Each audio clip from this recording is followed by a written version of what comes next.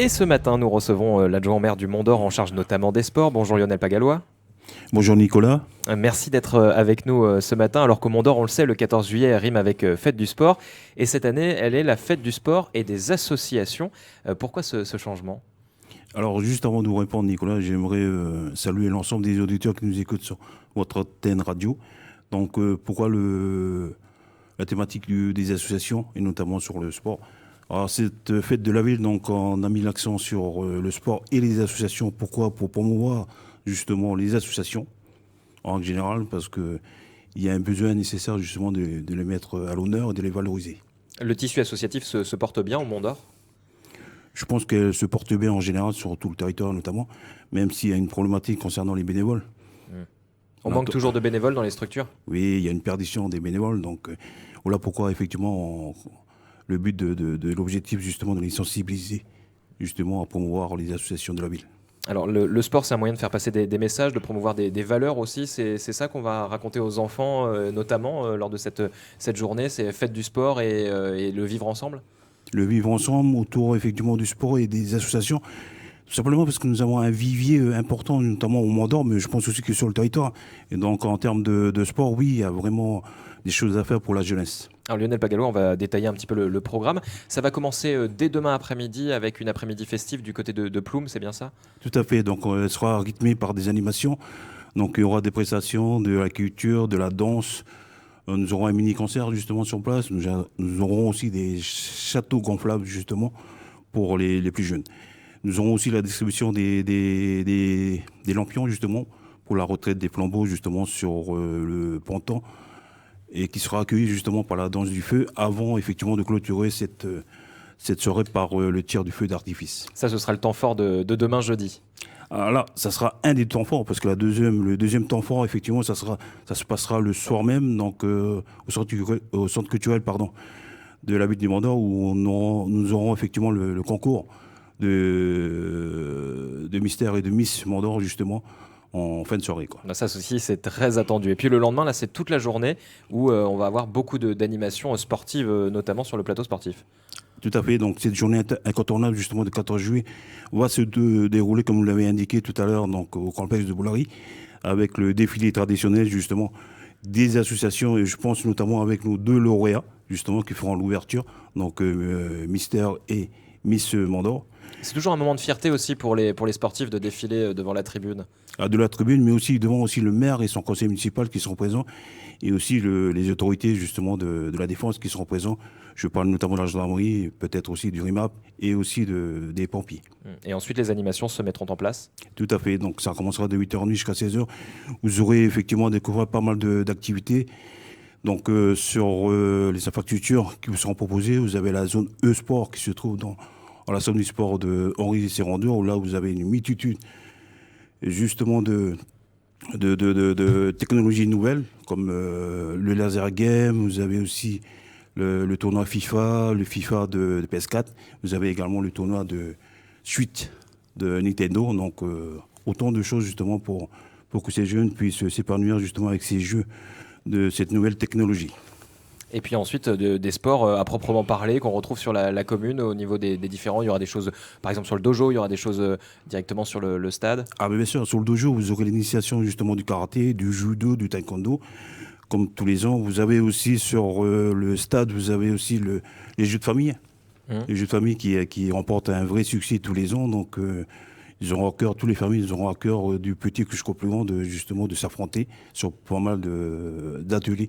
Qu'est-ce qu'on pourra retrouver par exemple comme type d'épreuve? On le sait que c'est très ludique en général, C'est ces jeux très de famille. ludique, oui. Vous avez la trottinette électrique, vous avez le skate, vous avez de l'équitation, vous avez un mini-golf. Donc vous avez d'autres initiations sportives justement sur ce terrain justement pour les familles. Avec un tournoi interquartier aussi, ça c'est une volonté du maire en cette année 2023?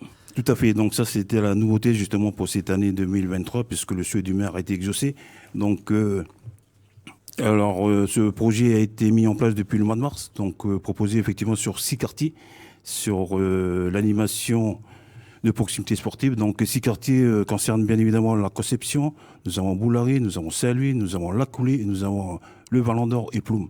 Donc Donc 20 jeunes par quartier qui fait un total de 120 jeunes qui s'affronteront bien évidemment dans la halle Jean-Claude Kilkili sur 2 disciplines en particulier. Donc nous avons le futsal et j'insiste aussi sur la pétanque puisque la pétanque, ce qui est mis à la pétanque, c'est aussi le fait que nous avons en mois d'avril donc fait l'ouverture du centre de formation, l'école de la pétanque pour les jeunes. C'est très, très important, qui grâce au partenariat justement des clubs de pétanque du Mont d'Or et de Magenta a permis justement cette ouverture et qui sera pilotée par l'association Méta Jeunesse. Donc 2 sports très populaires qui vont regrouper les jeunes à ce moment-là. Tout à fait. Donc ils auront aussi des partenaires qui pourront aussi s'affronter avec eux. Nous aurons notamment le RIMAP peut-être. Nous aurons aussi la police municipale et aussi voire la gendarmerie et la police municipale. Alors Lionel Pagalois, vous le disiez, ça a commencé au mois de mars, donc ces jeunes s'entraînent concrètement pour ce tournoi, c'est ça le... Ah, tout à fait, ils s'entraînent le mercredi après-midi et pendant les vacances aussi. Donc nous avons un dispositif qui a été mis en place et qui est suivi par le service des sports. Donc ça c'est un grand moment de cohésion. Vous avez senti que les jeunes avaient évolué durant ce parcours entre mars et aujourd'hui. Il y a des choses qui se sont mises en place, des amitiés qui se sont liées peut-être. Elles se sont liées, oui, effectivement, parce qu'ils ont hâte effectivement de s'affronter, mais aussi de se faire connaître. Donc ils seront aussi mis à l'honneur puisque eux aussi également ils vont défiler justement le jour J. Il y a un point important aussi, c'est la maison des associations pour la mairie du Mont d'Or. Cette transition est importante puisque la maison des associations, donc on était dans la réflexion cette année justement pour donner, comme je vous ai dit tout à l'heure, donc un plus pour toutes les associations. Nous aurons la maison des associations qui pourrait voir le jour peut-être en fin d'année, voire même l'année prochaine, en début de l'année. Ça, c'est un projet structurant pour permettre aux associations de se développer. Se développer et puis d'utiliser cet outil justement sur tout l'aspect administratif, si vous voulez. Donc il y aura des personnes qui seront là pour justement les aider à guider pour la rédaction de tout ce qui est compte administratif, ouais, ce que je veux dire. Donc ça permettra d'échanger avec eux, puis ils seront orientés sur pas mal on va dire, de rédactionnel, on va dire. Lionel Pagalois, vous évoquiez au début de cet entretien la difficulté de retrouver des bénévoles pour les associations. Qu'est-ce qu'elles vous disent, ces associations? C'est quoi la grande difficulté? Les gens ne veulent pas s'engager pour encadrer par exemple une équipe de sport ou autre? Oui, la difficulté, c'est bien évidemment, bon, les temps ont changé. Donc, il y a 20 ans, il y avait plus de bénévoles. Aujourd'hui, on a du mal à avoir des bénévoles, justement, pour encadrer. Donc, on a de plus en plus, effectivement, d'éducateurs plus professionnels, on va dire ça comme ça.